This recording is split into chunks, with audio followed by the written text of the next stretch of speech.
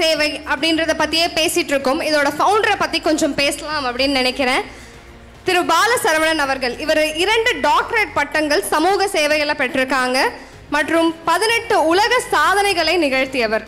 தனது வாழ்க்கை மூலமாக NBS அமைப்பின் கனவுகளுக்கும் விழிப்புணர்வுக்கும் அர்ப்பணித்தவர் தான் சொல்லணும்.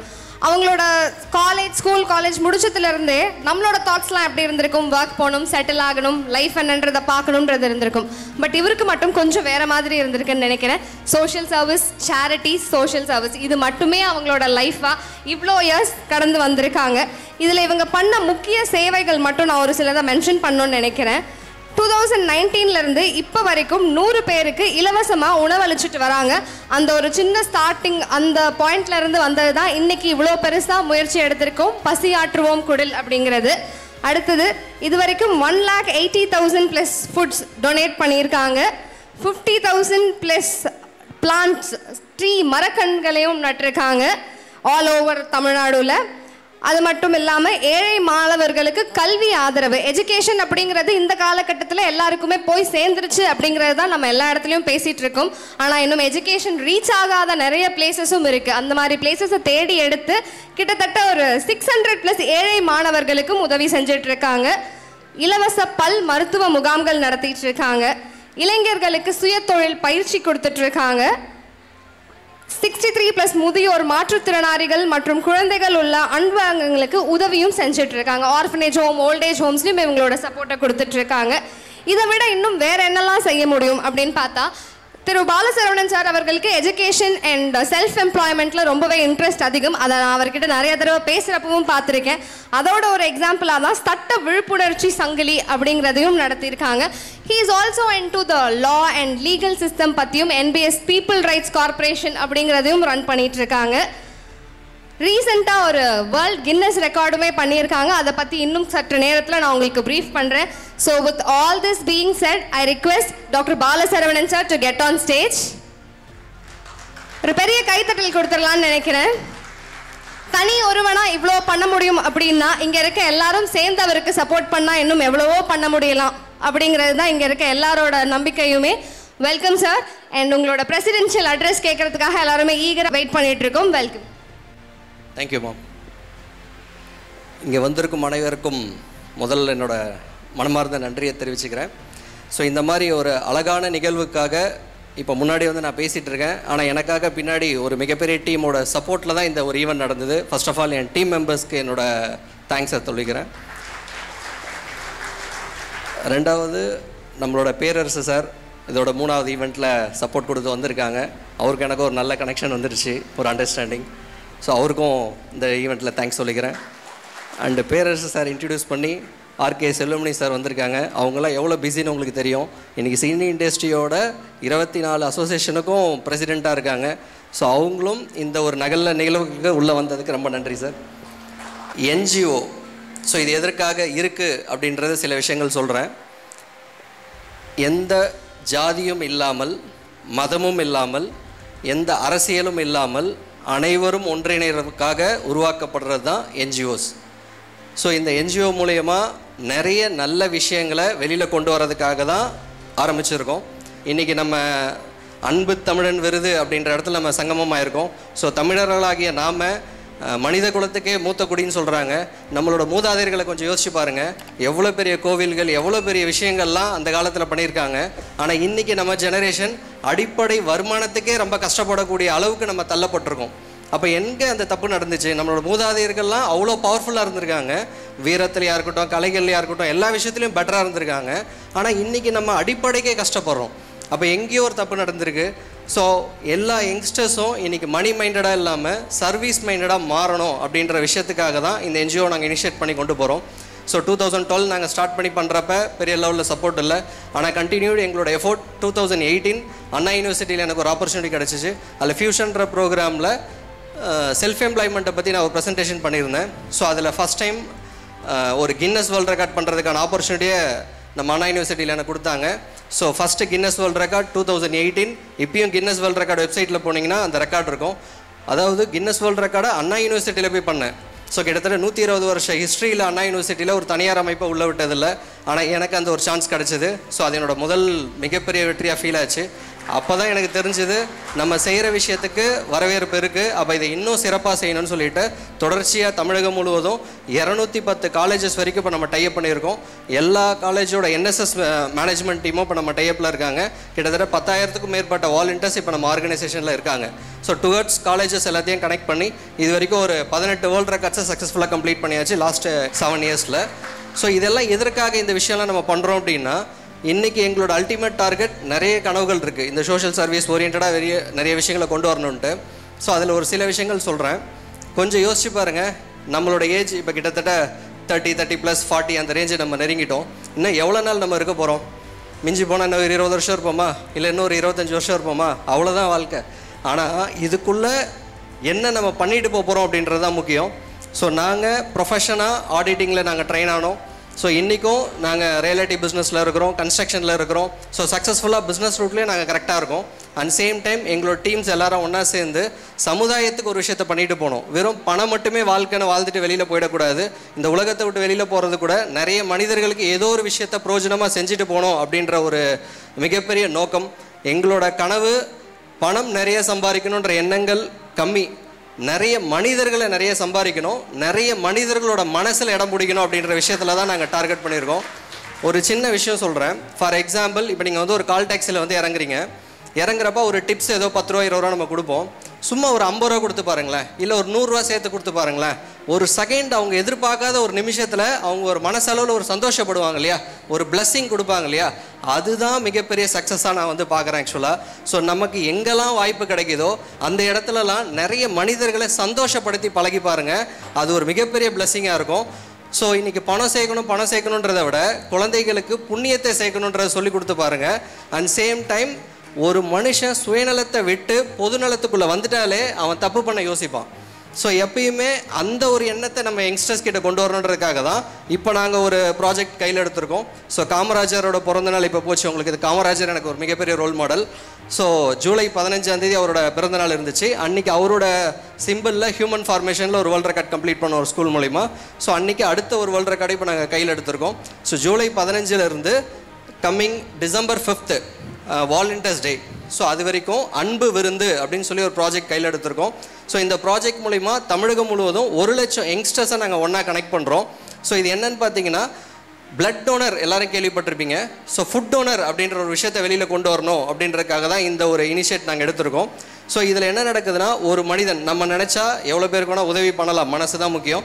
அட்லீஸ்ட் ஒரு 10 பேருக்கு உணவளிக்கிறத ஒரு ரெக்கார்டாக கிரியேட் பண்ணுறோம். ஸோ இது வரைக்கும் 1,00,000 மனிதர்களை ஒரு NGO ஒன்றா கனெக்ட் பண்ணி 10 லட்சம் பேருக்கு உணவளித்தாங்க அப்படின்ற ஒரு விஷயம் இது வரைக்கும் நடந்ததில்லை. ஸோ எல்லாருக்குமே ஒரு ஆரம்பம் உதவி பண்ணணுன்ற அந்த இனிஷியேட்டை நம்ம ஸ்டார்ட் பண்ணி விட்டுட்டாலே அதோட ஹேபிட் ஆட்டோமேட்டிக்காக எல்லாரும் பண்ண ஆரம்பிச்சிருவாங்க அப்படின்ற ஒரு எண்ணத்தில் 1,00,000 மனிதர்கள் சேர்ந்து 10 லட்சம் பேருக்கு உணவளிக்க போகிறாங்க அப்படின்றத ஒரு உலக சாதனையாகவும், இதில் பங்கெடுக்கிற அத்தனை பேருக்கும் உலக சாதனை சான்றிதழையும் நாங்கள் கொடுத்து இந்த ஒரு மூமெண்ட்டை நாங்கள் கிரியேட் பண்ண போகிறோம் ஆக்சுவலாக. ஸோ அதில் உங்களோட சப்போர்ட்ஸ் எல்லாம் தேவை. இந்த ப்ராஜெக்ட் ஏன் பண்ணுறோம் அப்படின்னா, வர அடுத்தடுத்த ப்ராஜெக்ட்ஸில் government schools and government hospitals and old age homes அங்கே எல்லாமே பசியாற்றும் குடில் அப்படின்ற ஒரு விஷயத்தை நாங்கள் கிரியேட் பண்ணியிருக்கோம். ஸோ அடுத்த ஒரு 6 மாதத்துக்குள்ளே, இந்த இயர் முடிகிறதுக்குள்ளே மினிமம் 100 இடத்துல பசியாற்றும் குடில் அப்படின்ற விஷயத்தை கொண்டு வரோம். ஸோ கவர்மெண்ட் ஹாஸ்பிட்டலில் தினமும் மினிமம் ஒரு 100 பேருக்காவது உணவளிக்கணும் அப்படின்ற ஒரு விஷயத்தை கையில் எடுத்து ஒரு மாவட்டத்துக்கு மினிமம் 3 குடில், இந்த மாதிரி தமிழகம் முழுவதும் 100 பசியாற்றும் குடில்களை நாங்கள் உள்ளே கொண்டு வரோம். ஸோ இது இல்லாமல் என்ன பண்ண போகிறோம் அப்படின்னா, நிறைய இடத்துல பார்த்தீங்கன்னா இந்த 5 ரூபாய்க்கு சாப்பாடு கொடுப்பாங்க, 1 ரூபாய்க்கு இட்லி கொடுப்பாங்க. இந்த மாதிரி சில நல்ல உள்ளங்கள் இருக்குது. அவங்க எல்லாரையும் தேர்ந்தெடுத்து அவங்க வாழ்க்கையில் இன்னும் என்ன பெட்டராக பண்ணி கொடுத்தா இன்னும் அவங்க நிறைய சர்வீஸ் பண்ணுவாங்க அப்படின்ற விஷயத்தை கையில் எடுத்து அவங்க எல்லாருக்குமே பெனிஃபிஷியல் பண்ணுற மாதிரி இந்த ப்ராஜெக்டை ஹைலைட் பண்ண போகிறோம். ஸோ இது இல்லாமல் இந்த ஸ்விக்கி ஜொமேட்டோலாம் கேள்விப்பட்டிருப்பீங்க இல்லையா, ஃபுட் ஆப்ஸ். ஸோ அதில் என்ன பண்ண போகிறோன்னா, ஜஸ்ட் 10 ரூபீஸ்க்கு ஃபுட்டு கொண்டு வர போகிறோம். ஸோ இது ஒரு கமர்ஷியலாக உட்காந்து யோசிச்சவங்களால இந்த விஷயத்தை சத்தியமாக செய்ய முடியாது. ஸோ சர்வீஸ் மோட்டிவேஷனில் செய்ய போகிறோம். ஏன் 10 ரூபீஸ் அதில் நம்ம கொண்டு வரோம் அப்படின்னா, இப்போ நம்ம கண்ணுக்கு முன்னாடி யாரோ ஒருத்தர் கஷ்டப்படுறாரு அப்படின்னா, இன்கேஸ் அவங்க கையில் கேஷ் இல்லாட்டா கூட ஜஸ்ட் 10 ரூபீஸ் ஆர்டர் கொடுத்து அந்த ஃபுட்டை வாங்கி நம்ம கண்ணுக்கு முன்னாடி இருக்கிற பசியில் இருக்கிற ஒருத்தருக்கு உணவு கொடுக்கணும் அப்படின்ற ஒரு இனிஷியேட்டில், ஸோ வியாபாரத்துக்குள்ளே போய் சர்வீஸை யோசிக்கிற அளவுக்கு இந்த ப்ராஜெக்டை நாங்கள் அடுத்தடுத்த லெவலுக்கு கொண்டு போகிறோம். ஸோ பசியாற்றும் குடில் அப்படின்றது இன்னொரு 6 மாதத்துக்குள்ளே தமிழகம் எங்கும் வரும். எந்த ஒரு விஷயத்தையும் யாராவது ஒருத்தர் சக்ஸஸ்ஃபுல்லாக செஞ்சாங்கன்னா அதை பார்த்து நிறைய பேர் செய்ய வருவாங்க. ஒரு நல்ல ஆக்டரை பார்த்து நிறைய ஆக்டர் கிரியேட் ஆவாங்க, நல்ல ஸ்போர்ட்ஸ்மேனை பார்த்து நல்ல ஸ்போர்ட்ஸ்மேன் கிரியேட் ஆவாங்க. அந்த மாதிரி சோஷியல் சர்வீஸ் அப்படின்ற ஒரு விஷயத்தில் நம்ம இறங்கி பண்ண போகிற பெர்ஃபார்மன்ஸை பார்த்து நிறைய யங்ஸ்டர்ஸ் அந்த எண்ணங்களுக்குள்ளே வரணும். சம்பாத்தியம் வேணும் தான், அதுக்கு நமக்கு ஒரு திறமை இருக்குது, அது ஒரு பக்கம் நம்ம சம்பாரிச்சுப்போம், அது ஒரு பக்கம் இருக்கட்டும். ஆனால் நம்ம என்ன ரிட்டர்ன் செய்ய போகிறோம் அப்படின்றது தான் இங்கே மேட்டர். ஸோ அதோட இனிஷியேட்டாக என்பிஎஸ் என்றைக்குமே இருக்கும். ஸோ தொடர்ச்சி எங்களோட பயணம் தொடரும். ஸோ இதில் லாஸ்ட்டாக ஒரு விஷயம் சொல்கிறேன். கவர்மெண்ட் நல்ல தலைவர்கள் இந்த உலகத்துக்கு தேவைப்படுது. ஸோ கவர்மெண்ட் தான் வந்து மக்களுக்கு எல்லாம் செய்யணும் அப்படின்றத விட என்ஜிஓஸ்க்கும் அதே மாதிரி ரெஸ்பான்சிபிலிட்டிஸ் இருக்குது. ஸோ அதுக்காக தான் நாங்கள் ஒரு பெரிய டீமை உருவாக்குறோம். 1 லட்சம் யங்ஸ்டர்ஸை எங்களோட டீமில் நாங்கள் கனெக்ட் பண்ணுறதுக்கான எல்லா வேலையும் நடந்துகிட்ருக்கு. அந்த 1 லட்சம் யங்ஸ்டர்ஸ்க்கும் 2 நல்ல குணங்களை கொடுக்கணுன்றது எங்களோட விஷயம். சர்வீஸ் ஃபஸ்ட்டு விஷயம். ஒரு மனுஷன் அப்படின்னா நல்ல குணத்தோடு இருக்கணும். 2வது விஷயம், அவன் நல்ல திறமசாலியாகவும் இருக்கணும். ஸோ அதுக்காக நல்ல குணத்திலோடு இருக்கிற மனிதர்களை முதல்ல நாங்கள் என்ஜிஓ மூலிமா கனெக்ட் பண்ணுறோம். அண்ட் சேம் டைம் அவங்களுக்கு நிறைய செல்ஃப் எம்ப்ளாய்மெண்ட் ட்ரைனிங்ஸ். இன்றைக்கி யங்ஸ்டர்ஸ் எல்லாருக்குமே படித்தா வேலைக்கு போகணுன்னு ஜாப் மைண்டடாக எல்லாரையும் மாற்றிட்டு இருக்காங்க. கண்டி தொழிலோட ஸ்ட்ரென்த் நிறைய பேருக்கு தெரியல, வியாபாரத்தோட ஸ்ட்ரென்த் நிறைய தெரியல. அதை என்ஜிஓ மூலிமா இனிஷியேட் பண்ணி யங்ஸ்டர்ஸை பவர்ஃபுல்லாக மாற்றணுன்ற மாதிரியும் நம்ம என்ஜிஓவில் அடுத்தடுத்த ப்ராஜெக்ட்ஸ் ரெடியாக இருக்குது. ஸோ இதுக்கு எல்லோரும் உங்களோட சப்போர்ட்ஸ் எல்லாம் தேவை. தமிழகம் முழுவதும் இதுக்கான டீம்ஸை நாங்கள் ஆர்கனைஸ் பண்ணிகிட்ருக்கோம். நீங்கள் எல்லாம் கூட இருந்து ஒத்துழைப்பீங்கன்னு நினைக்கிறேன். இன்னும் போக போக நிறைய நல்ல விஷயங்கள் இருக்குது. தொடர்ச்சியாக சந்திப்போம். தேங்க்யூ. நம்ம எல்லாருமே மூவிஸ் பார்க்குறது உண்டு, சினிமா பார்ப்போம் இல்லையா? ஒரு நாளுக்கு 2 படம் பார்ப்போம், சம்டைம்ஸ் 1 மந்த்க்கு ஒரு படம் பார்ப்போம். அந்த மாதிரி படம் பார்த்துட்டே தான் இருக்கும். சினிமா அப்படிங்கிறது நம்ம லைஃப்பில் ஒன்றா மாறிடுச்சு. ஆனால் சினிமாவை என்டர்டெயின்மெண்ட்டாக மட்டும் பார்க்காம அதை ஒரு அரசியல் ஆயுதமாக மாற்றிய ஒரு இயக்குனர் ஒருவர் இருக்கிறாங்க நம்ம கூட. இப்போது இயக்குனர் ஆர்.கே. செல்வமணி சார் அவர்கள் குற்றப்புலனாய்வு, அரசியல் உண்மை, சமூக விசாரணை இவை அனைத்தையும் தைரியமாக தமிழ் சினிமாவில் எடுத்துரைத்தவர். இவங்களோட படங்கள் நிறைய பேருக்கு தெரிஞ்சிருக்கும். கேப்டன் பிரபாகரன், குற்றப்பத்திரிகை, அரசியல், இந்த மாதிரி படத்துலலாம் அவங்க எழுதின டயலாக்ஸ் வெறும் டயலாக்ஸாக மட்டும் இல்லாமல் அரசியல் விழிப்புணர்வும் சமூக நியாயமும் கலந்த கலைநயமாக கொடுத்திருந்தாங்க. தொகுப்பாளராகவும் இயக்குனர் சங்க தலைவராகவும் தமிழ் சினிமாவின் உரிமையை காப்பாற்ற பல வழிகளில் பாடுபட்டு வருகிறார்கள். இவருக்கும் சேவை மனப்பான்மை அதிகமாகவே உண்டு. அதுவும் இல்லாமல் அவங்க சினிமாவில் அவங்களுக்கு இருக்க இன்ட்ரெஸ்ட்டும் ரொம்பவே பெருசு. I request director Selvamani sir to get on stage. இன்னும் சத்தமாக கை தட்டலாமா? எனர்ஜி இல்லையா? Welcome sir. I also invite doctor Balasaravanan sir. NPS team சார்பாக ஒரு சின்ன அன்பளிப்பு, a small token of love from our side.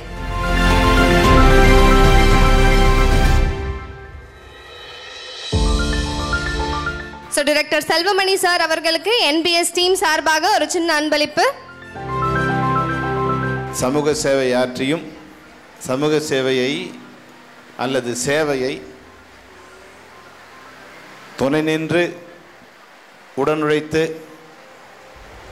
சேவையில் ஈடுபட விரும்பி வந்திருக்கின்ற அனைத்து நல்ல உள்ளங்களுக்கும் இந்த மதிய நேரத்தில் என்னுடைய வாழ்த்துக்களை தெரிவித்துக் கொள்கின்றேன். பல ஏன்னா 365 நாள் எனக்கு ஏதோ ஒரு நிகழ்ச்சி இருந்துகிட்டே இருக்கும். யாரோ ஒருத்தர் கூப்பிட்டுட்டே இருப்பாங்க. பல நிகழ்ச்சிகள் என்னால் போக முடியாது. அதனால் சில நேரங்களில் வந்து நான் அவாய்ட் பண்ணிடுவேன். அது மாதிரி 2-3 தடவை இது மாதிரி கூப்பிடும்போது கூட இல்லை சார் என்னால் வர முடியலன்னு சொன்னேன். அப்புறம் லாஸ்ட் வீக்கு தான் வந்து நம்ம பேரர் சொன்னார், இல்லை சார் ஒரு தடவை போயிட்டு வரலான்னு. சரி பேரர் சொல்கிறாருன்னு தான் நான் இந்த நிகழ்ச்சிக்கு வந்தேன். ஆனால் இப்போ வந்த பிறகு உங்களை எல்லாம் பார்த்த பிறகு உண்மையிலேயே ஒரு நல்ல நிகழ்ச்சிக்கு தான் நாங்கள் வந்திருக்கோங்கிறது வந்து எனக்கு தெரிஞ்சிருக்கு. ஏன்னா எப்பவுமே வந்து ஒரு தனி மனிதன் சமூகத்தை மாற்ற முடியாது. அது சினிமாவில் மட்டும்தான் முடியும். ஒரு ஹீரோ வந்தார்னா 10 பேர் அடிப்பார், 100 பேர் உதவி பண்ணுவார், இல்லை உதவி பண்ணுற மாதிரி நடிப்பார். அவர் ஒரு லட்சத்துலேருந்து கோடி சம்பளம் வாங்குவார், அதோட போயிடுவார். ஆனால் சமூகத்தில் நல்லது பண்ணணும்னு நினச்சா அது மக்களால் மட்டும்தான் முடியும். தனி மனிதனால் பண்ணவே முடியாது. நான் தான் பண்ணிக்கிட்டேன்னு பெருமை பேசுறதை விட நம்மளால் எல்லாம் மொத்தமாக சுமக்கவும் முடியாது. என்னால் எவ்வளோ சுமக்க முடியும்? என்னால் ஒரு 100 பேர் சுமக்க முடியும். உங்களால் ஒரு 10 பேர் சுமக்க முடியும். அவரால் ஒரு 2 பேர் சுமக்க முடியும். அப்போது யாரால் என்ன முடியுமோ அதை சுமக்கலாம். ஆனால் சுமக்கணும்னு ஒரு எண்ணம் இருக்கு இல்லையா, அந்த எண்ணம் தான் முக்கியம். எண்ணம் தான் வாழ்க்கை. அந்த நல்ல எண்ணம் கொண்டு உங்களை எல்லாம் வந்து தமிழ்நாடுலேருந்து கண்டுபிடிச்சி கொண்டு வந்து இந்த மேடையில் உட்கார வச்சுருக்காங்கல்ல, அதுக்கு சரவணனுக்கு முதல்ல நன்றி. இவர்கள்லாம் மனிதர்கள், இவங்கெல்லாம் வந்திருக்காங்க. இவங்க பெரிய ஹீரோக்கள் இல்லை, இவங்க பெரிய செலிபிரிட்டி இல்லை, ஆனால் இவங்கெல்லாம் சாதனையாளர்கள். இந்த சாதனை வந்து அங்கீகாரம் இல்லாமல் இருக்குது. முதல்ல மனிதனுக்கு எது தேவை? சாப்பிடும்போது, பசிக்கும்போது சாப்பாடு தேவை. ஆனால் சேவை பண்ணும்போது முதல்ல நமக்கு பாராட்டு தேவை. அந்த பாராட்டு இன்றைக்கி உங்களுக்கு கொடுத்தாதான் உங்களை மாதிரி நாளைக்கு 10 பேர் உருவாங்க. இன்றைக்கி ஏறக்குறைய ஒரு 500 பேர் வந்திருக்கீங்க. நீங்கள் ஒவ்வொருத்தரும் பாராட்டப்படும் போதோ இல்லை அங்கீகாரம் பண்ணும்போதோ நீங்கள் என்ன பண்ணுவீங்க? நீங்கள் உங்களுடைய சேவையை இன்க்ரீஸ் பண்ணுவீங்க. உங்களோட ஃபோட்டோஸ் பேப்பரில் வரும், இல்லை டிவியில் வரும், இல்லை குறைஞ்சபட்சம் நம்மளுடைய வாட்ஸ்அப் அதெல்லாம் வரும். அப்போ பார்க்கும்போது நம்ம கூட இருந்த ஒருத்தன் நல்லா பாராட்டப்படுறான்னு நம்மளும் அந்த விஷயத்தை ஆரம்பிப்போம். அப்போது ஒருத்தர் 2 பேர் ஆவாங்க, 2 பேர் 4 பேர் ஆவாங்க. ஒருத்தர் 2 பேர் ஆகிறது கஷ்டம், 2 பேர் 4 பேர் ஆகிறது கஷ்டம். ஆனால் 4 8 8 16 16 32 ரொம்ப ஈஸி. அப்போது இது போன்ற மனிதர்களை கண்டுபிடிச்சி சரவணை வந்து நீங்கள் கொண்டு வந்து வச்சுருக்கும்போது உண்மையாகவே ரொம்ப சந்தோஷமாக இருக்கும். ஏன்னா பசிங்கிறது எவ்வளோ கஷ்டங்கிறது உங்கள் எல்லாருக்குமே தெரிஞ்சிருக்கும். நான் இங்கே மேடையில் நிற்கிறதால ஏதோ வந்து எல்லோரும் ஒன்றா யூனிஃபார்ம் மாதிரி வந்து ஒரு பட்டு வேட்டியோ பட்டு சட்டியோ போட்டிருக்கிறதால நான் ஏதோ டாட்டா பிர்லா பையன் நினச்சக்கூடாது. நீங்கள் உங்களை மாதிரி சாதாரண மத்தியதர வர்க்கத்திலேருந்து ஒரு ஆசிரியரோட மகனாக பிறந்து 4 பேர், நான் வந்து எங்கள் அண்ணன் தங்கச்சி அக்கா தங்கச்சி 4 பேர். இந்த 4 பேருக்கும் சாப்பாடு போட எங்கள் அப்பா 4 வேலை பண்ணணும். எங்கள் அப்பா ஆசிரியர், விவசாயி, நெசவும் செய்வார். அப்போ இந்த 4 வேலை அவர் பண்ணாதான் எங்களுக்கு 3 வேளை சாப்பாடு போட முடியும். இதில் பல நேரங்களில் வந்து 2 வேளை சாப்பாடோட கூட நாங்கள் இருந்திருக்கோம். அப்போது ஒரு கோபம், ஏன் நம்ம சாப்பாட்டுக்கே கஷ்டப்படணும்? அப்போ எங்கள் அப்பா சொன்னார், டேய் நீ படிடா, என்னால் வேறு ஒன்றும் பண்ண முடியாது, உனக்கு கல்விங்கிற ஒரு சொத்தை நான் கொடுக்குறேன், நீ அதை படித்தாதான் நம்ம குடும்பம் மேலே வரும்னு. அதை ஒரு கட்டத்தில் என்னால் உணர முடிஞ்சது. அந்த கல்விங்கிற ஒரு ஆயுதத்தை கொண்டு வந்தோம், ஃபிலிம் இன்ஸ்டியூட்டில் ஜாயின் பண்ணோம். அதுக்கப்புறம் வந்து நம்மளை எது மேலே கொண்டு வரும்னு நினைக்கிறீங்க? நம்மளை மேலே கொண்டு வைக்கிறது எதுன்னு நினைக்கிறீங்க? அவமானம் தான் நம்மளை மேலே கொண்டு வரும். எப்போல்லாம் நம்ம அவமானப்படுத்தப்படுறோமோ அப்போல்லாம் நம்ம கோபம் வரும். டேய் உங்கள் முன்னாடி நான் நிமிர்ந்து நிற்கிறேன்டாங்கிற ஒரு கோபம் வரும். அப்போ அந்த கோபம் தான் மனிதனை வந்து ஒரு செலிபிரிட்டியாக மாற்றுது. அப்போ என்னை வந்து பல பேர் அவமானப்படுத்தியிருக்காங்க. இப்போது கொஞ்சம் பார்க்குறதுக்கு கொஞ்சம் இதுவாக இருப்பேன். அப்போ நான்லாம் வந்து என்னோட ஆடையில், நான் போடுற ட்ரெஸ்ஸில் என்னோடய பேண்ட்டை விட அதில் இருக்கிற நூல் தான் அதிகமாக இருக்கும். அவ்வளோ கிழிஞ்சி அவ்வளோ தச்சுருப்பாங்க. என்னோடய செருப்பை விட பின்னு தான் அதிகமாக இருக்கும், அவ்வளோ பின்னு இருக்கும். இதையெல்லாம் பார்த்து கேலியும் கிண்டலும் பண்ணும்போது சில பேர் வந்து கீழே போயிடுவாங்க. ஆனால் எனக்கு இருந்த தைரியம் மட்டும், உங்கள் முன்னாடி நான் ஒரு மனுஷனாக மேடையில் நிற்கிறேன்டான்னு சொன்னேன். அதுதான் இன்றைக்கி நான் உங்கள் முன்னாடி மேடையில் நிற்கும். இப்போ ஒரு 100 பேர் நீங்கள் கை தட்டுறீங்கன்னா என்னை ஒரு 1000 பேர் அவமானப்படுத்தியிருக்காங்க. என் உடலை பார்த்து, என்னை நடையை பார்த்து, என்னுடைய எக்கனாமிக்கை பார்த்து, என் பொருளாதாரத்தை பார்த்து கிண்டல் பண்ணவங்க ஆயிரக்கணக்கான பேர் இருக்காங்க. ஆனால் அதை பற்றிலாம் நான் அதில் கீழே இறங்கி போயிடல. ஆனால் எனக்கு உதவி பண்ண பேர் கொஞ்சம் பேர் இருக்காங்க. நான் மணிவண்ணங்கிட்ட அசிஸ்டன்ட் டைரக்டராக சேர்ந்து அதுக்கப்புறம் வரும்போது இப்போ இருக்கிற சினிமா துறை அப்போ இல்லை. நாங்கள் வரும்போது அது அப்படியே சேஞ்ச் ஆகிட்டு.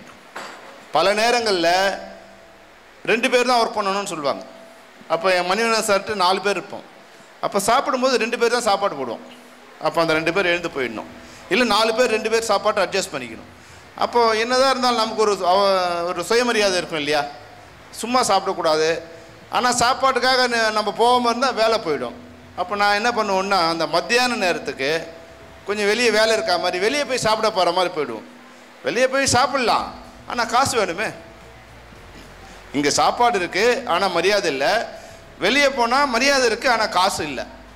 நாங்கள் அதை பற்றி கவலைப்பட மாட்டேன். நான் ஒரு 1 hour வெளியே போயிட்டு ஏதோ சாப்பிட்டு வந்த மாதிரி திரும்பி வருவேன்.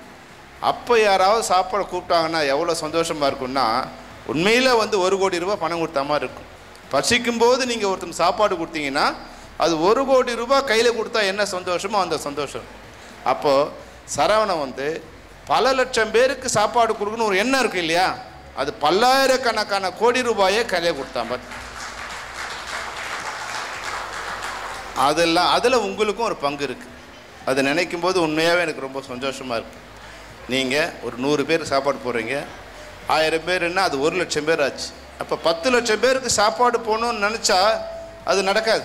நான் 10 லட்சம் பேர் சாப்பாடு போடணும்னு நினச்சா அது தனி மனித சாகசம். ஆனால் அந்த 1 லட்சம் பேரை நான் ஒன்றா சேர்த்து அவன் மூலம் நான் வந்து 10 லட்சம் பேருக்கு சாப்பாடு போடுவோன்னு நினைக்கிறது இல்லையா, அது ஒரு எண்ணம். அந்த எண்ணம் இன்றைக்கி செயலாக மாறி இருக்குது. அதுக்கான விதை தான் நீங்கள் எல்லாரும். இன்றைக்கி என்பிஎஸ்ங்கிறது நமது பாரத சேவைன்னு வந்து நான் படித்தேன். பாலசரவணன் ரொம்ப வந்து சாமர்த்தியமாக அவர் பேரை இன்ஷியல் வர மாதிரி பண்ணியிருக்கார்.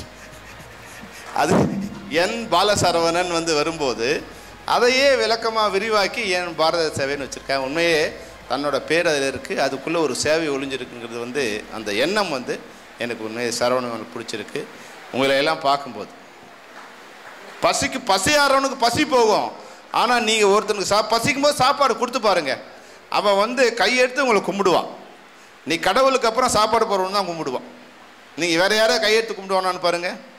அதுபோல் இப்போ எனக்கு வந்து பணம் கொடுத்தீங்கன்னா என்ன, இப்போ சரவணன் எனக்கு பணம் கொடுத்தாருன்னா என்ன நினைப்பேன், 50,000 கொடுத்தாரா, 1 லட்சம் கொடுத்தா நல்லா இருக்குமே நினைப்பேன். 1 லட்சம் கொடுத்தா 5 லட்சம் கொடுத்தா நல்லா இருக்குமே நினைப்பேன். ஆனால் சோறு போட்டார்னா என்ன பண்ணுவேன், என்னால் என்ன முடியுமோ அதை தான் நான் சாப்பிடுவேன். அப்போ தர்மத்துக்கு இங்கே ஒரு அளவு இருக்குது. அதிகமாக பண்ண வேண்டிய அவசியம் இல்லை, வேணும் வேணும் வேணும்னு கேட்க வேண்டிய இடம் இதுவும் இல்லை. அப்போ சோறு போடும்போது அவன் மனசு நிறைஞ்சு வயிறு நிறைஞ்சு நம்மளை வாழ்த்துற வாழ்த்துக்கு கடவுள் நம்மளை வாழ்த்துற மாதிரி தான். அந்த வகையில் சரவணன் போல் இங்கேருந்து 100 சரவணன் உருவாகணும். அவர் சொன்னார் எனக்கு வயசு 30+ ஆகுது, இன்னொரு 20-25 வருஷம் இருப்பேன்னார். நீங்கள் 100 வருஷம் வாழ்வீங்க சரவணன்.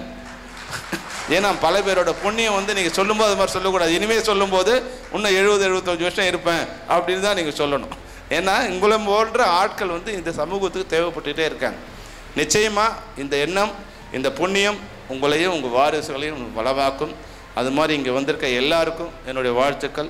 நீங்கள் எல்லாரும் சரவணனை போல உருவாகி பக்கத்தில் இருவனுக்கு நீங்கள் வந்து பசியாற்றுற ஒரு குடியில் நீங்கள் ஒரு பங்காக இருந்து தமிழ்நாட்டில் பசியில்லாத மாநிலமாக இந்தியாவில் தமிழ்நாடு உருவாக வேண்டும். அதில் உங்கள் அனைவருக்கும் பங்கு இருக்க வேண்டும் என்று கூறி விடைபெறுகிறேன். நன்றி, வணக்கம். அடுத்ததாக நம்மளுக்கு இன்னொரு ஸ்பெஷல் கெஸ்ட் ஒருத்தவங்க இருப்பாங்க. பொதுவாக சொல்லுவாங்க இல்லையா, உன் நண்பன் யார் என்று சொல், நீ யார் என்று சொல்கிறேன் அப்படின்னு சொல்லிட்டு. எனக்கு இங்கே இந்த 3 பேரையும் பார்க்குறப்ப அப்படி தான் தோணுது. லைக் மைண்டட் பீப்புள்ஸ் அட்ராக்ட் அப்படின்னு சொல்லுவாங்க. ஒரு எண்ணத்தோடவே இருக்கவங்க ஒன்றாவே பயணிப்பாங்க அப்படின்னு சொல்லுவாங்க. அதே மாதிரி தான் we have another special guest, திரு பேரரசு அவர்கள். சினிமா இயக்குனர். இவர் எடுத்த படங்களை பற்றி சொல்லணும்னா தாமிரபரணி, திருப்பாச்சி, பழனி, சிவகாசி போன்ற பல வசூல் வெற்றி படங்களை இயக்கியவர். ஒரு பெரிய கைத்தடலோட வெல்கம் பண்ணிடலாம்னு நினைக்கிறேன். வணக்கம் சார். கலை, அறம், அறிவுரை 3ஐயும் நெசவு போல் பின்னும் பெருமை மிகு நம் இயக்குனர் பேரரசு அவர்கள் நம்ம கூட இருக்காங்க. இந்த தருணத்தில் I request doctor Balasaravanan sir to honour him.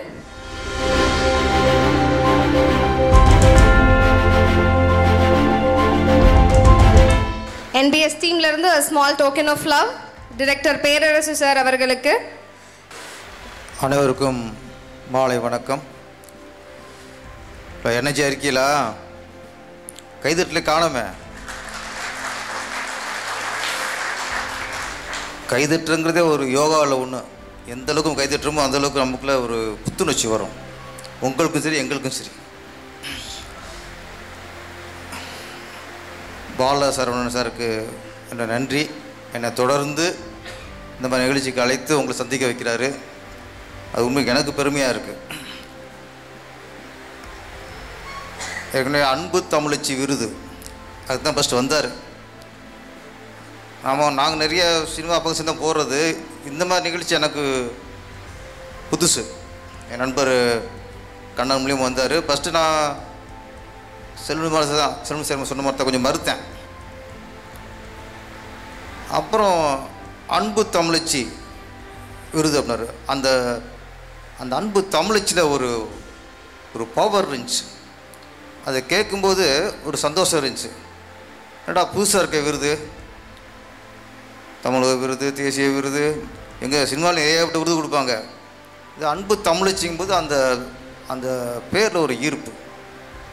நான் அதுக்காகவே ஃபஸ்ட்டு ஒத்துக்கிட்டு கலந்துக்கிட்டேன்.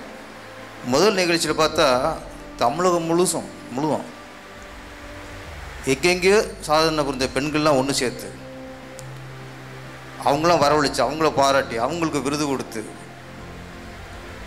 அதில் கலந்துக்கிட்டதே எனக்கு பெருமையாக இருந்துச்சு. அப்போ ஒரு நல்ல நிகழ்ச்சி அப்படின்ட்டு. அப்போ ரெண்டாவது அதே மாதிரி கலந்துக்கிட்டேன். அப்புறம் ஒரு ஐடியா சொன்னார் என்கிட்ட, சார் இது மாதிரி அன்பு தமிழன் விருது அப்படின்னு கொடுக்கலாம்ட்டு.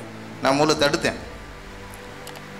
நீங்கள் பெண்களை தொடர்ந்து அவங்கள பாராட்டுங்க, அவங்கள ஊக்குவிங்க, அவங்க முன்னேற்றத்துக்கு அவங்களுக்கு விருது கொடுத்து கொஞ்சம் பண்ணலாம். ஆண்களுக்கு எங்கே வேணாலும் பாராட்டு கிடைக்குது சொன்னாங்களே, கிடைக்கல எங்களுக்கு எங்கள் இடத்துக்கு கிடைக்காம நாங்களே பாராட்டு போய் வாங்கிக்கிடுவோம். பெண்கள் அப்படி இல்லை, நம்ம பாராட்டினா தான் அவங்க வாங்கிக்குவாங்க. ஆம்பளை நம்ம சொக்கா பிடிச்சா இன்னும் பாராட்டுறாடுவோம். அதனால் ஆண்களுக்கு எங்கே வேணாலும் பாராட்டுகள் அதிகம். ஃபஸ்ட்டு வேண்டாண்ணே, அவர் விடாப்படியா இல்லை சார், என் ஃப்ரெண்ட்ஸுக்கு நிறைய பேர் கோவப்படுறாங்க, என்ன பெண்களுக்கு மட்டும் நீங்கள் விருது கொடுக்குறீங்க, ஆண்களை என்கரேஜ் பண்ண மாட்டலான்ட்டு. அதுக்கப்புறம் தான் இந்த அன்பு தமிழன் விருதையும் அவர் வழங்க ஆரம்பித்தார். இந்த நிகழ்ச்சிக்கு இங்கே பெப்சி தலைவர் இயக்குனர் ஆர்கே சொலிமன் சார் வந்தது மிகப்பெரிய பெருமை. உங்களுக்கு எந்த அளவுக்கு பெருமை அந்தளவுக்கு எனக்கு சந்தோஷமாக இருக்குது. ஏன்னா அவ்வளவு இன்னைக்கு பிஸியாக இருக்கவர். பிஸியாக இருக்கிறாங்க விட ஏகப்பட்ட பிரச்சனையில் இருக்கிறவர். டெய்லி ஒரு பஞ்சாயத்து, டெய்லி ஒரு சங்கத்தில் ஒரு பிரச்சனை, அந்தளவுக்கு பிஸியாக இருக்கார். இதுக்கப்புறம் எங்களுக்குள்ளே தேவைப்பில் சங்கம் ஒன்று, பெப்சியில் அது வந்து பிரச்சனை, ஏக்கர் சங்கத்தில் ஒரு பிரச்சனை, இவ சில கோர்ட்டில் இழுத்துட்டாங்க. இப்போ அங்கேயும் போய்கிட்டு இருக்காரு. அவ்வளோ பிஸியான ஒரு மனிதர். மேக்சிமம் அவர் சினிமாவில் நிறைய நிகழ்ச்சிகளுக்கு ஒரு இசை வெளியீட்டு விழா, விருது வழங்கு விழா, பட பூஜை, இந்த மாதிரி நிகழ்ச்சி தான் நிறைய கலந்துருக்காரு. இந்த மாதிரி நிகழ்ச்சி அதிகமாக அவர் கலந்துக்கிட்டது இல்லை. நான் ஃபஸ்ட் சொல்லும்போது இது அரசியல் எதுக்கு அப்படின்னாரு. ஏன்னா இது மாதிரி வந்தது இல்லை. அப்புறம் பாலசரனை சொல்லி எந்த மாதிரி ஃபங்க்ஷன் அப்படின்னு விளக்கம் சொன்னதுக்கப்புறம் தான் ஓகே இது நல்ல நிகழ்ச்சி அப்படின்னு இங்கே வந்திருக்கிறாரு. ஒரு கைதட்டு மூலம் அவர் நல்லா ஒரு பாராட்டு தெரிவிச்சிருங்க.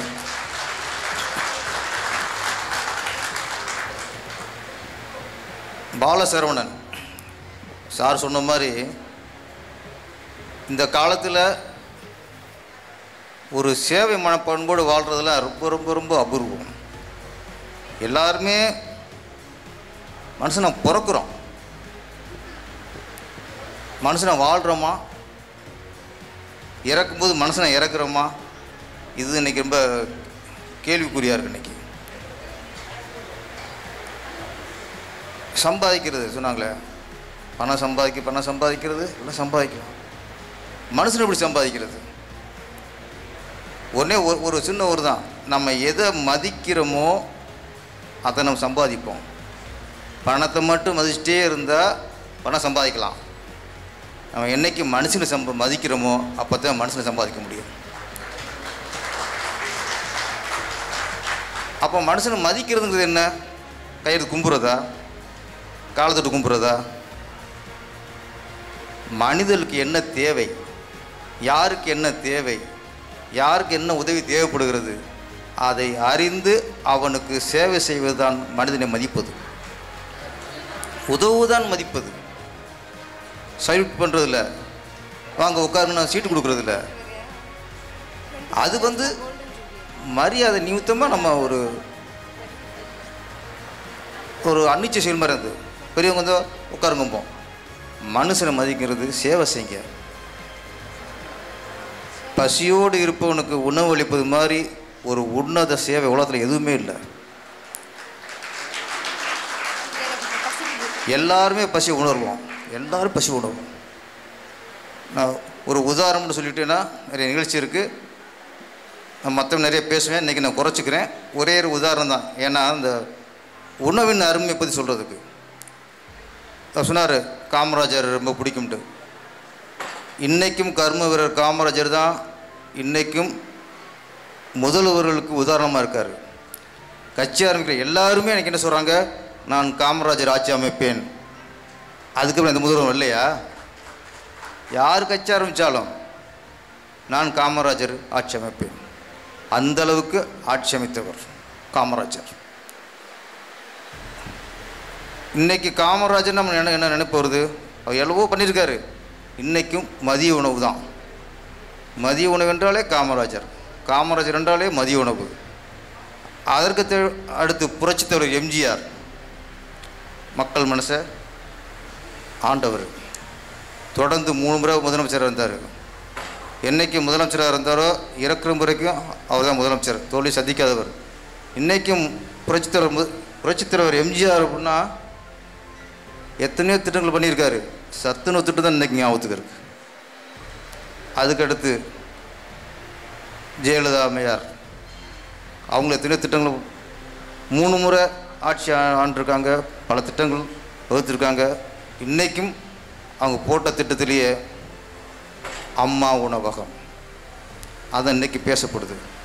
அப்போ காமராஜராக இருக்கட்டும், எம்ஜிஆராக இருக்கட்டும், ஜெயலலிதா அம்மையாராக இருக்கட்டும், எத்தனையோ சட்டத்திட்டங்கள் போட்டாலும் இன்றைக்கி மனசில் நிற்கிறது மதிய உணவு, சத்து உணவும், அம்மா உணவகம். ஏன்? உணவு வழங்குவது தான் சிறந்தது. அதுதான் மக்கள் மனசுக்கு என்றைக்கு நிறைஞ்சு நிற்கும்.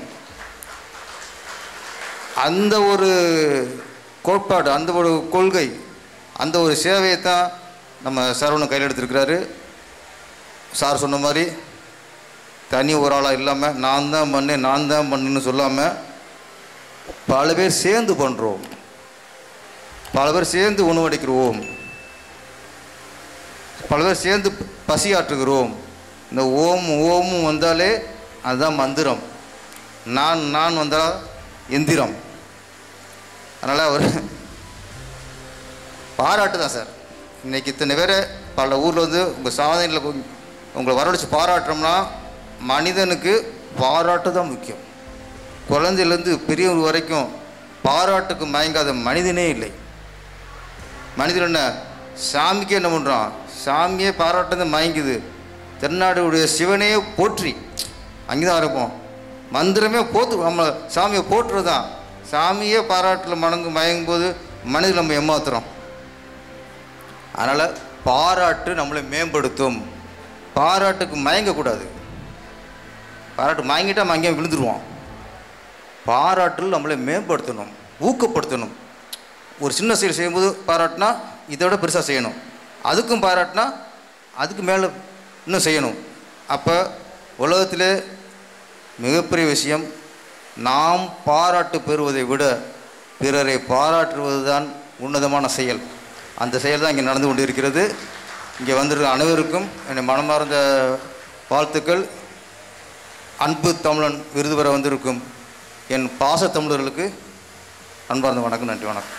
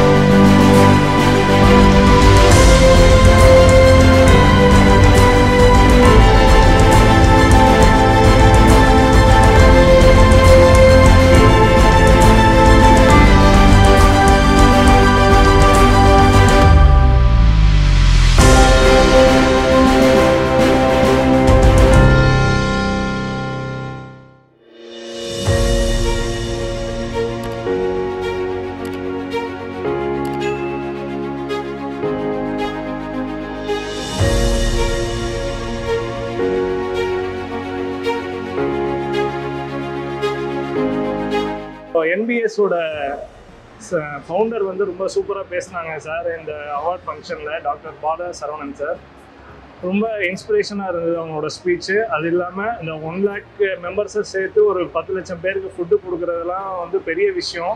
ஆனால் இவ்வளோ தூரம் இவங்க எஃபோர்ட் எடுத்து எல்லா டிஸ்ட்ரிக்ட்லேயும், தமிழ்நாடு ஓவராக எல்லா டிஸ்ட்ரிக்ட்லேருந்து வந்து எல்லாருக்கும் அவார்டு கொடுத்து என்கரேஜ் பண்ணி எல்லாருக்கும் ஒரு மோட்டிவேட்டடாக இருந்திருக்காங்க. ஸோ டாக்டர் பால சரவணன் சாருக்கு என்னோட வாழ்த்துக்கள். இந்த சேவையை தொடர்ந்துக்கிட்டே இருங்க சார். இந்த விருது எனக்கு வழங்கிய அன்பு தமிழன் என்பிஎஸ் பால சரவணன் அவர்களுக்கு என்னுடைய நன்றி, வணக்கம். இந்த என்பிஎஸ் அமைப்பின் தலைவர் டாக்டர் பால சரவணன் அவர்கள் மூலியமாக இந்த 1 லட்சம் பேர் அன்னதான திட்டம் ஒன்று அறிவிச்சிருக்காங்க. அதில் என்னோட பங்கும் இருக்கும்.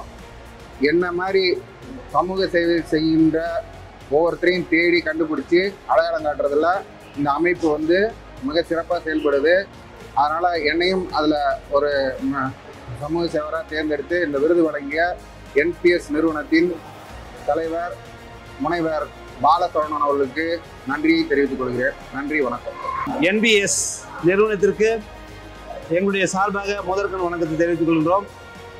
எங்களுடைய சேவையை பாராட்டி இந்த விருதினை வழங்கிய நிறுவனத்திற்கு நன்றியை கூறிக்கொண்டு, மேலும் அவர்கள் செய்யக்கூடிய பணி தொடர்ந்து பசிப்பிணி நோக்கோடு அவர்கள் தொடர்ந்து செய்து கொண்டிருக்கிறார்கள். அதற்காகவும் அவர்களோடு நின்று எங்களுடைய ஒத்துழைப்பையும் முடிந்த அளவுக்கு கொடுப்போம் என்று இந்த நேரத்திலே உறுதியளித்து இந்த வாய்ப்புக்கு நன்றி கூறுகின்றோம். நன்றி. 1 லட்சம் பேரை கொண்டு 10 லட்சம் பேருக்கு உணவளிப்பது என்பது ஒரு சாதாரண விஷயம் அல்ல. அனைத்து மக்களும் இதற்கான ஒத்துழைப்பை கொடுத்து ஆதரவு கொடுக்க வேண்டும் என்று அன்புடன் கேட்டுக்கொள்கிறேன். என்பிஎஸ்ல சேர்ந்து மக்களுக்கு இதுவரைக்கும் எல்லாமே விவாதம் செஞ்சுருக்கேன். இன்னும் மென்மேலும் செய்யணும்னு சொல்லி நான் உங்களை வேண்டி கேட்டுக்கொள்கிறேன். நன்றி, வணக்கம். இந்த உலகத்தில் ஒவ்வொரு மனுஷனுக்கும் எவ்வாறு உணவு தேவைப்படுகின்றது, அந்த பசி எப்படி மனிதர்களை வாட்டி வதைக்குது, அந்த பசியை போக்க வேண்டும் என்ற ஒரு உயர்ந்த நோக்கத்தோடு இன்றைக்கு என்பிஎஸ் அன்பு தமிழின் விருது வந்து நடைபெற்று கொண்டிருக்கின்றது. பசித்தோருக்கு உணவு, உணவு இல்லாதவருக்கு உணவு என்பது நாம் செய்யக்கூடிய மிகப்பெரிய ஒரு தர்மம். ஒவ்வொரு மனிதனுக்கும் இந்த ஒரு வாய்ப்பு கிடைப்பதில்லை. இப்படி ஒரு வாய்ப்பு நமக்கு கிடைக்கின்ற பொழுது பசியோடு இருக்கின்றவர்களுக்கு உணவை வழங்கி நாம் அவங்களுடைய இன்பத்திலும் பங்கு கொள்வோம் என்று இந்த தருணத்திலே கூறிக்கொண்டு இந்த இயக்கத்திலே என்னை இணைத்துக் கொள்வதில் நான் மிகவும் மகிழ்ச்சி அடைகிறேன். நன்றி, வணக்கம். என்பிஎஸ் அமைப்பு வந்து தமிழகத்தில் உள்ள பசியாறக்கூடிய நிகழ்வு ஒரு முக்கியமான நிகழ்வு எடுத்திருக்காங்க. உண்மையிலேயே இது பாராட்டப்பட வேண்டிய ஒரு விஷயம். இதை வந்து யாருக்கு கொடுக்கணும் அப்படின்னா, யாருக்கு உணவு இல்லையோ அவங்களுக்கு உணவு கொடுக்கணும் அப்படிங்கிற நோக்கத்தில் ஆரம்பிச்சிருக்காங்க. இதுக்கு நம்மளோட சப்போர்ட்லாம் தேவைப்படுது.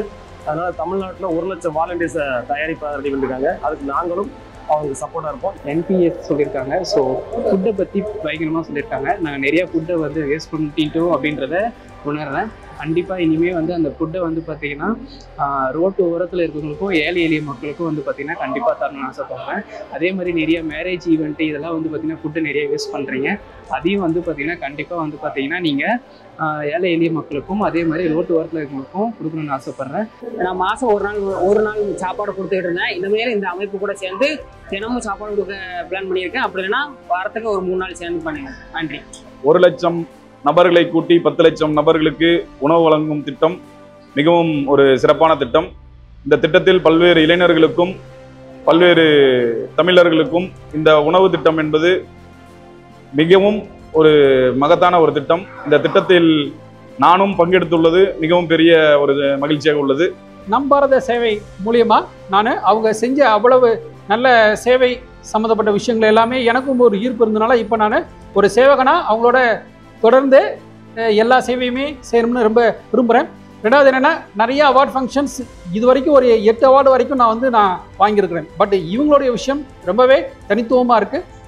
அதாவது என்பிஎஸ் அப்படின்ற இந்த நேமுக்கான மீனிங்கை நிறைய பேர் வந்து தேடிட்டு தான் இருக்கிறாங்க. ஸோ அது என்ன அப்படின்னா, நம் பாரத சேவை அப்படின்றத இன்னும் நம் பாரதத்தில் உள்ள எல்லா மக்களுக்கும் இவங்களுடைய சேவை வந்து மிக விரைவில் போய் சேரும் அப்படின்ற ஒரு நம்பிக்கையோட நானும் ஒரு சேவகனாக இவங்களோட தொடர்ந்து பணியாற்றுவேன் அப்படின்ற விஷயத்த சொல்லிக்கிட்டு விடைபெறுகிறேன். நன்றி, வணக்கம்.